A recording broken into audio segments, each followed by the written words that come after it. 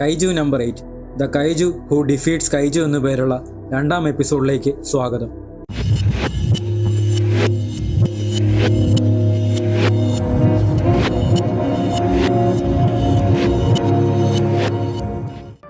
വിഷമിക്കേണ്ട, നീ എപ്പോഴൊക്കെ പേടിക്കുന്നുവോ അപ്പോഴെല്ലാം ഞാൻ നിന്റെ അരികിൽ കാണും. നീ ഒത്തിരി മാങ്ക വായിക്കുന്നു കഫ്ക. എന്നാ പഴഞ്ചനാ, മീന അവനെ കളിയാക്കി. നീ ഇതൊരിക്കലും എൻ്റെ അമ്മയോടോ നിന്റെ അമ്മയോടോ ഞാനിങ്ങനെ പറഞ്ഞെന്ന് പറയല്ലേ, അവര് നാട് മുഴുവൻ പാട്ടാക്കും എന്ന് കഫ്ക. നന്ദി. അതെ, നമ്മൾ ഒരുമിച്ചുണ്ടെങ്കിൽ ഒന്നും പേടിക്കാനില്ല, അവൾ പറഞ്ഞു. കൈജുവിനെ ഹോസ്പിറ്റലിനടുത്ത് വെച്ചാണ് കണ്ടത്. അതാരെങ്കിലും ഉപദ്രവിക്കുന്നതിന് മുന്നേ നമ്മളതിനെ കീഴടക്കണം. ഡിഫൻസ് ഫോഴ്സ് കൈജുവിനെ പിടിക്കാൻ തിരിച്ചു. ഒരു ചെറിയ കൈജു യോക്കോഹാമയിൽ പ്രത്യക്ഷപ്പെട്ടു. ഐ റിപ്പീറ്റ്, ഒരു ചെറിയ കൈജു യോക്കോഹാമയിൽ പ്രത്യക്ഷപ്പെട്ടു. നാട് മുഴുവൻ അലേർട്ട് മെസ്സേജ് സംപ്രേഷണം ചെയ്തു. ജനങ്ങൾ വേണ്ട പ്രിക്കോഷൻസ് എടുത്തു. അപ്പൂപ്പൻ കാഫ്കയെ കണ്ട് പേടിച്ച് നിലത്ത് വീണു. അവന്മാരും പേടിച്ചു.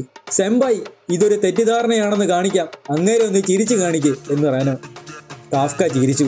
കാഫ്കയുടെ ചിരി കണ്ട അപ്പൂപ്പന്റെ ബോധം പോയി. അപ്പൂപ്പ എന്തു പറ്റി? കാഫ്കയും പേടിച്ചു പോയിരുന്നു. അവൻ പുള്ളിയെ നോക്കാൻ വന്ന് ഭിത്തിയിലൊന്ന് കൈവച്ചു. ഭിത്തി ചെറുതായിട്ടൊന്ന് തകർന്നു. പയ്യെ മുഴുവനും തകർന്നു പോയി. റെനോയും കാഫ്കയും പേടിച്ചു പോയി. ഞാനാണോ ഇത് ചെയ്തേ? അപ്പോ ഞാൻ ശരിക്കും കൈജുവായോ? ശബ്ദം കേട്ട് അടുത്ത റൂമിലെ ആളുകൾ ഇറങ്ങി നോക്കിയപ്പോൾ ദേ നിൽക്കുന്നു ഒരു ഭീകരൻ കൈജു. അയ്യോ കൈജു! അവരും പേടിച്ചു. ഡിഫൻസ് ഫോഴ്സ് ഇപ്പൊ വരും, വാ ഇവിടുന്ന് പോകാമെന്ന് റെനോ.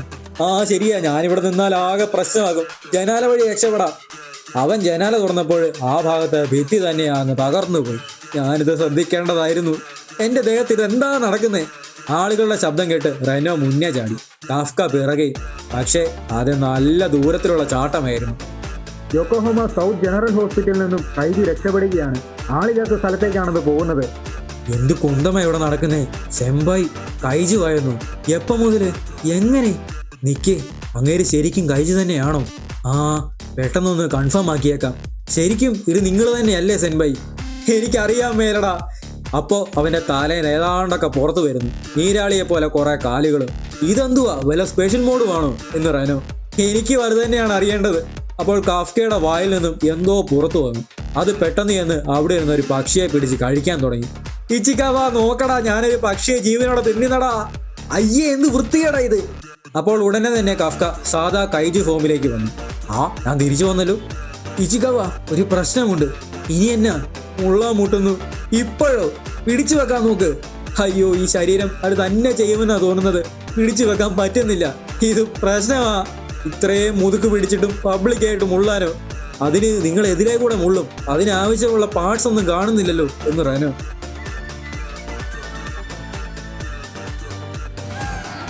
കാഫ്ക നിന്നു. അയ്യോ, എന്റെ കല്യാണം ഇനി എങ്ങനെ നടക്കുമോ? ഞാൻ ഇവിടെ കിടന്ന് ചത്തോളാവേ. കാഫ്ക നിലത്ത് കിടന്ന് ഉരുണ്ടു. ഇപ്പൊ പേടിക്കാൻ വേറെ എന്തോരം കാര്യങ്ങളുണ്ട്, വാ പോകാം. അത് പറഞ്ഞ് റെനോ കാഫ്കയെ വലിച്ചഴിച്ച് കൊണ്ടുപോകാൻ നോക്കി. പക്ഷെ ഒരു ഇഞ്ച് പോലും കാഫ്കയുടെ ശരീരം അനങ്ങിയില്ല. എടാ ഇച്ചിക്കവ, ഇനി എനിക്ക് എന്നാ സംഭവിക്കും? എനിക്ക് ഡിഫൻസ് ഫോഴ്സിൽ ചേരാൻ പറ്റുമോ? ഉടനെ കാഫ്ക ചോദിച്ചു. ഒരിക്കലുമില്ല, അത് മറന്നേക്ക്. തന്റെ അടുത്തുനിന്നാണോ അവര് ജനങ്ങളെ സംരക്ഷിക്കുന്നത്? നിങ്ങളെ കണ്ട അപ്പ തന്നെ കൊന്നിരിക്കും എന്ന് റെനോ. എനിക്ക് അപ്പോഴേ തോന്നിയിരുന്നു. അതിനർത്ഥം എനിക്ക് ഒരിക്കലും ഡിഫൻസ് ഫോഴ്സ് ചേരാൻ പറ്റില്ലേ? കാഫ്ക യാഥാർത്ഥ്യം തിരിച്ചറിഞ്ഞു. നാശം. അവരുടെ ഒപ്പമെത്താൻ ഒന്നുകൂടി ശ്രമിക്കാമെന്ന് വെച്ചപ്പോൾ തന്നെ ഈ ശരീരം കൊണ്ട് എനിക്ക് എങ്ങനെ സാധിക്കും? അപ്പോൾ റെനോ എന്തോ ശ്രദ്ധിച്ചിട്ട് അവിടേക്ക് ഓടി. അതൊരു നിരോധിത മേഖലയാണ്, അകത്തേക്ക് കയറി കഴിഞ്ഞാൽ വേറെ ആരും അവിടെ കാണില്ല, റെനോ പറഞ്ഞു. പെട്ടെന്ന് കാഫ്ക എന്തോ ശ്രദ്ധിച്ചു. എന്തോ വരുന്നുണ്ട്. ഡിഫൻസ് ഫോഴ്സ് ആണോ? അല്ല, ഭൂമിക്കടിയിൽ നിന്നാ വരുന്നത്. എന്താ ഇത്? അത് മറ്റൊരു കൈജു ആയിരുന്നു. ഒരു വലിയ സ്ഫോടനം നടന്നു. വേറെ കൈജു? പാർട്ട് 2 ആദ്യത്തെ ലൊക്കേഷനിലേക്ക് പോകട്ടെ, ഞങ്ങൾ പുതിയ സ്ഥലത്തേക്ക് പൊക്കോളാം. മീന ഓർഡർ ഇട്ടു. നമ്മളെ അറ്റാക്ക് ചെയ്ത സെയിം ടൈപ്പ് കൈജു ആണിത്, കാഫ്ക പറഞ്ഞു. നിങ്ങൾക്കത് അറിയാൻ പറ്റുമോ? അപ്പോൾ ഇനി നിങ്ങളുടെ പിറകെ വരുന്ന ആൾക്കാരുടെ എണ്ണം കുറവായിരിക്കും. ഒളിക്കാൻ നമുക്ക് കിട്ടിയ ഒരു അവസരമാണിത്. ഭാഗ്യത്തിന് നിങ്ങളെക്കുറിച്ചുള്ള അലേർട്ട് പോയി കഴിഞ്ഞപ്പോൾ തന്നെ ആൾക്കാരെല്ലാം ഇവാക്യുവേറ്റ് ആയിക്കണം. ഇനി ആർക്കും കുഴപ്പമൊന്നും വരില്ല എന്ന് പ്രതീക്ഷിക്കാം. അവരോടി. പക്ഷേ തകർന്ന അവശിഷ്ടങ്ങൾക്കിടയിൽ ഒരു ചെറിയ പെൺകുട്ടി ഇരുന്നു കരയുന്നുണ്ടായിരുന്നു. അവളുടെ അമ്മ തകർന്നു വീണ സാധനങ്ങൾക്കിടയിൽ. അമ്മ അവളോട് പോകാൻ പറയുന്നുണ്ടെങ്കിലും കുട്ടി തൻ്റെ അമ്മയെ രക്ഷിക്കാൻ ശ്രമിക്കുകയായിരുന്നു. ചെറിയ കുട്ടിയായിരുന്നതിനാൽ അവൾക്കതിനുള്ള ശക്തിയില്ല. അപ്പോൾ അവരുടെ മേലൊരു നിഴൽ പതിച്ചു. അമ്മ അത് കണ്ട് പേടിച്ചുപോയി. അതൊരു കൈജുവായിരുന്നു. അത് ആക്രമിക്കാൻ തയ്യാറെടുത്തു. അമ്മ കുട്ടിയോട് ഓടാൻ യാചിച്ചു പറയുന്നുണ്ട്. ആ ഭീകരജീവി അവരെ തിന്നാനായി അതിന്റെ വാ പിളർത്തി വന്നു. ഉടനെ കാഫ്ക ഒരൊറ്റ ഇടി ആ ജീവി കണ്ട കെട്ടിടങ്ങൾ ഇടിച്ചു തെറിപ്പിച്ച് പറന്നുപോയി. വാവ്, എനിക്ക് നല്ല ശക്തിയുണ്ടല്ലോ. നോക്കിയ കാഫ്ക കുട്ടി അമ്മയെ സംരക്ഷിക്കുന്നതാണ് കണ്ടത്. നീ ഓക്കെയാണോ? കുട്ടി എന്നാ പേടിച്ചു പോയി. ഓ സോറി സോറി സോറി. അവനൊന്ന് ചിരിച്ചു കാണിച്ചു. അവള് പിന്നെയും പേടിച്ചു പോയി. ആ മനസ്സിലായി, ഞാൻ ഇപ്പൊ തന്നെ പോയേക്കാം, അതുകൊണ്ട് കരയണ്ട. റെനോയും അവിടേക്ക് വന്നു. കാഫ്ക കുട്ടിയെയും അമ്മയെയും രക്ഷിച്ചു. ബോധം പോയതേ ഉള്ളൂ സെൻബൈ, കുഴപ്പമൊന്നും ഇല്ലായിരിക്കും, റെനോ പറഞ്ഞു. ശരിക്കും? ആ. അപ്പോൾ ആ കൈജു തിരികെ വന്നു. ഇച്ചിക്കവ, അവരെയും കൊണ്ട് പൊക്കോ, നിങ്ങൾ എന്ത് ചെയ്യാൻ പോവാ? ഉടനെ കാഫ്ക പവറപ്പ് ചെയ്തു. ഞാൻ ഇവനെ എന്റെ ഉള്ള ശക്തിയെ ഇടിക്കാൻ പോവാ. 1 2 അതവനെ കടിക്കാൻ നോക്കി. ഉടനെ കാഫ്ക അതിന്റെ അടിയിലേക്ക് ഒഴിഞ്ഞു മാറി കയറിയിട്ട് 3 ഒരൊറ്റ ഇടി മേളിലോട്ട്. ഇടി കൊണ്ടത് പൊട്ടിത്തെറിച്ചില്ലാതായി. കൈജു ഒരൊറ്റ ഇടിക്ക് തീർന്നു. കാഫ്കയ്ക്ക് പോലും അത് വിശ്വസിക്കാനായില്ല. അപ്പോൾ ചോര മഴ പോലെ പെയ്തിറങ്ങി. ഒരു മനുഷ്യനോട് ഒരിക്കലും അങ്ങനെ ചെയ്യരുതെന്ന് റെനോ. കാഫ്ക പറഞ്ഞു, ഇപ്പൊ സേഫാണ്, നിന്റെ അമ്മയെ ആശുപത്രിയിലാക്കാം. എന്നാൽ കുട്ടി കാഫ്കയെ കണ്ട് പേടിച്ചൊളിച്ചു. കാഫ്ക പയ്യെ അടുത്ത് ചെന്ന് അവളുടെ മുന്നിൽ മുട്ടുകുത്തി നിന്നു. ഡിഫൻസ് ഫോഴ്സ് ഇപ്പൊ വരും, ഞാൻ 1 സെക്കൻഡിനുള്ളിൽ പോകും, അതുകൊണ്ട് പേടിക്കണ്ട. കാഫ്ക പോകാൻ തുടങ്ങി. അപ്പോൾ പെൺകുട്ടി പിറകിൽ നിന്ന് വിളിച്ചു, കൈജു സാൻ, നന്ദി. അത് കേട്ട് കാഫ്ക മീനയെ ഓർത്തു. അവർ ഒരുമിച്ച് എല്ലാ ദുശക്തികളെയും നേരിടുന്നതായി അവൻ കണ്ടു. അതെ, എനിക്ക് പോണം. സെംബായ്, ഞാൻ ആംബുലൻസ് വിളിച്ചിട്ടുണ്ട്, ആരേലും വരുന്നതിന് മുന്നേ നമ്മൾ ഉടനെ പോകാം. അപ്പോൾ കാഫ്ക പറഞ്ഞു, ഇച്ചിക്കാവ, ഞാൻ തോറ്റു പിന്മാറുന്നില്ല. അവൻ പയ്യെ മനുഷ്യനായി രൂപം മാറി. എനിക്ക് അവരുടെ ഒപ്പം നിൽക്കാനുള്ളതാണ്. മീനയും സംഘവും കൈജുവിനെ കൊന്ന സ്പോട്ടിലെത്തി. അവിടെ അവശേഷിച്ചത് കൈജുവിന്റെ പൊട്ടിത്തെറിച്ച അവയവങ്ങളും മഴ പോലെ പെയ്തിറങ്ങിയ രക്തവും മാത്രമായിരുന്നു. ഇവിടെ എന്താ നടന്നത്? മീന കുട്ടിയുടെ അടുത്ത് ചെന്ന് നീ കണ്ട കൈജുവിനെ കുറിച്ച് പറയാൻ പറഞ്ഞു. ആ കൈജു? കുട്ടി പേടിച്ചിരുന്നു. പേടിക്കണ്ട, ഞാൻ എല്ലാ കൈജുവിനെയും നശിപ്പിച്ചിരിക്കും, മീന പറഞ്ഞു. ശരിക്കും? അപ്പോൾ ആ കുട്ടി നിശബ്ദയായി. അതെ, ആ നല്ല കൈജുവിനെ വേദനിപ്പിക്കില്ല എന്ന് സത്യം ചെയ്യാവോ? കുട്ടി ചോദിച്ചു. മീനയ്ക്ക് അതിശയം. എന്നെ അമ്മയെ രക്ഷിച്ച ആ കൈജുവിനെ? ദൃക്സാക്ഷിയുടെ വിവരപ്രകാരം ഉണ്ടാക്കിയ ചിത്രം ന്യൂസിൽ കാണിക്കുന്നു. കൈജു നമ്പർ 8.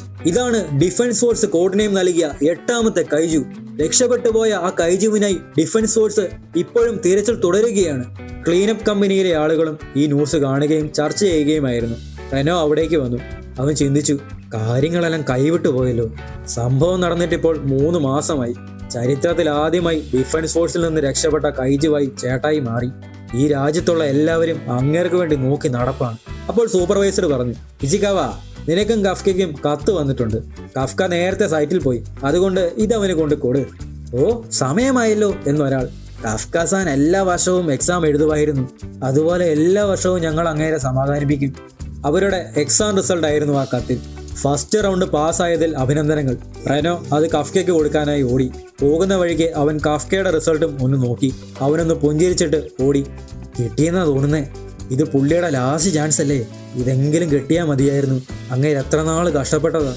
റെനോ ഓടിച്ചെന്ന് കഫ്കയെ കണ്ടെത്തി. അവൻ ചെന്ന് പറഞ്ഞു, സെംബായ്, നിങ്ങൾ എക്സാമിന്റെ ഫസ്റ്റ് റൗണ്ട് പാസ്സായി. ശരിക്കും? അവൻ മോൺസ്റ്റർ ഫോമിലായിരുന്നു. നിങ്ങൾ എന്തോന്ന് കാണിക്കുക? തുണിയൊക്കെ ഉണ്ടല്ലോ. എടോ, തന്റെ മോന്ത, തന്റെ കോലം എങ്ങനാന്ന് വല്ല പിടിയുമുണ്ടോ എന്ന് റെനോ. നാശം അറിയാതെ പുറത്തു വരുന്നതാടേ, ഇപ്പൊ ശരിയാക്കാം. ഇല്ല, ന്യൂസിൽ നിങ്ങളെക്കുറിച്ച് തന്നെയാണ് വാർത്ത മുഴുവനും. ശ്രദ്ധിച്ച് നടന്നോണം. ശരി ശരി ശരി, സോറി. ആ ദിവസം റെനോ കഫ്കയെ ചുമന്നുകൊണ്ട് തിരികെ ഹോസ്പിറ്റലിൽ ചെന്നിരുന്നു. കൈജു വന്നപ്പോൾ ഓടി രക്ഷപ്പെട്ടെന്നാണ് അവർ പറഞ്ഞത്. ഞങ്ങളെല്ലാവരെയും പറ്റിച്ചെന്നാ തോന്നുന്നത്. എന്നാലും റെനോ കഫ്കയ്ക്ക് കത്ത് കൊടുത്തു. കഫ്കയ്ക്ക് വലിയ ഭാവവ്യത്യാസമില്ല. ഇച്ചിരി കൂടി സന്തോഷം കാണുമെന്നാ ഞാൻ വിചാരിച്ചതെന്ന് റെനോ. 2ാമത്തെ റൗണ്ടിലാണ് ഞാൻ എപ്പോഴും തോക്കുന്നതെന്ന് കഫ്ക. അതിലെന്തോ എത്ര അഭിമാനിക്കാൻ. ഇനി എന്ത് ചെയ്യാനാ പ്ലാൻ? ഈ ശരീരം കൊണ്ടാണോ സെക്കൻഡ് റൗണ്ടിൽ പങ്കെടുക്കാൻ പോകുന്നതെന്ന് റെനോ ചോദിച്ചു. കുഴപ്പമൊന്നും വരില്ലടേ, ആരും അറിയാൻ പോണില്ല. ഫസ്റ്റ് റൗണ്ടിൽ എഴുതാനും പേപ്പർ വർക്കും ഒക്കെ ഉണ്ടായിരുന്നുള്ളൂ. സെക്കൻഡ് റൗണ്ടിൽ അവിടെ എല്ലാം ഓഫീസർമാർ കാണും. നിങ്ങളെ കണ്ട അപ്പം തന്നെ കൊന്നിരിക്കും. എന്നാലും ഞാൻ പങ്കെടുക്കും, കാഫ്ക ഉറപ്പിച്ചു പറഞ്ഞു. കഴിഞ്ഞ 3 മാസമായി എൻ്റെ കഴിവിൻ്റെ പരമാവധി ഞാൻ പരിശ്രമിച്ചു കൊണ്ടിരിക്കുകയായിരുന്നു. ഇനി ഒരു തിരിച്ചുപോക്കില്ല. എനിക്കിപ്പോ 32 വയസ്സായി. ഇതാണ് എൻ്റെ ലാസ്റ്റ് ചാൻസ്. ശരി, എന്നാ നിങ്ങൾക്കിനി എന്നെ സംഭവിച്ചാലും ഞാൻ ഡ്രോപ്പ് ഔട്ട് ചെയ്യില്ല, റെനോ പറഞ്ഞു. ഇതിനുവേണ്ടി മുന്നിട്ടിറങ്ങുകയാണെങ്കിൽ നമ്മളിനി മുതൽ റൈവൽസ് ആണ്. അപ്പോൾ കാഫ്ക കുപ്പി തുറക്കാൻ നോക്കി ബലം പിടിച്ചപ്പോൾ കൈജുവായി മാറി കുപ്പി തകർന്നുപോയി. ഞാൻ പറഞ്ഞതെല്ലാം തിരിച്ചെടുത്തു. താൻ ഡ്രോപ്പ് ഔട്ട് ചെയ്തു. ഇല്ലടാ പരീക്ഷയ്ക്ക് ഞാൻ നന്നായിക്കോളാം. എന്നെ ഉപേക്ഷിച്ച് പോവല്ലേ. നിങ്ങൾക്ക് എന്നാ സംഭവിച്ചാലും ഞാൻ സഹായിക്കാൻ പോണില്ല. എല്ലാവരും ഇപ്പോൾ വരും.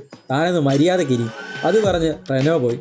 ഓ, അവൻ പാസ്സായിട്ട് ഞാനെങ്ങാനും തോറ്റിരുന്നേല് ആൾക്കാരുടെ മുഖത്ത് എങ്ങനെ നോക്കും.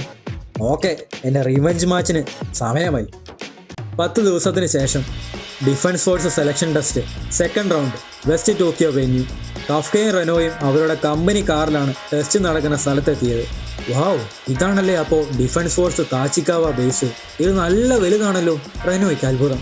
ഡിഫൻസ് ഫോഴ്സ് ഈ ഏരിയ ജപ്പാൻ മിലിറ്ററിയുമായിട്ട് ഷെയർ ചെയ്യുന്ന സ്ഥലമാണ്. എന്തെങ്കിലും സംഭവിച്ചാൽ 2 ഭാഗവും ഒരുമിച്ച് പ്രവർത്തിക്കും. കാഫ്ക പറഞ്ഞു കൊടുത്തു.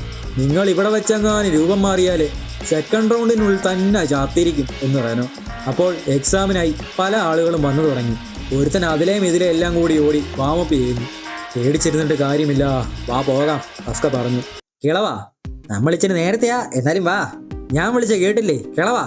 ശബ്ദം കേട്ട് കാഫ്ക തിരിഞ്ഞു നോക്കി. മഞ്ഞ മുടിയുള്ള ഒരു പെൺകുട്ടി. ആ, നിങ്ങളെ തന്നെ. ഞാനോ? ഇവളും എക്സാമിന് വന്നതാണോ? റെനോ ചിന്തിച്ചു.